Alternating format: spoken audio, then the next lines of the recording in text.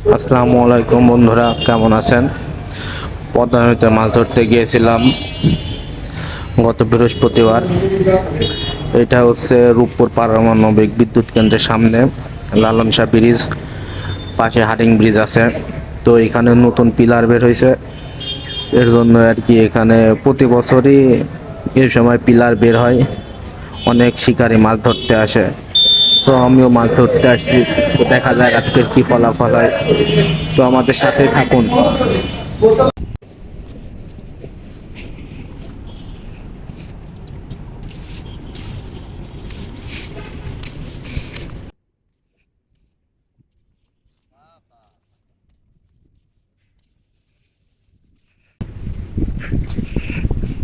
ও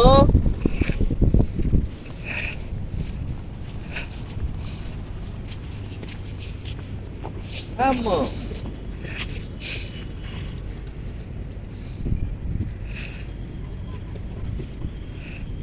কি করো? ছেলে কোথায়?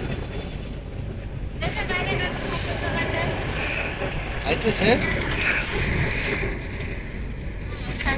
মেয়ে খাইছে?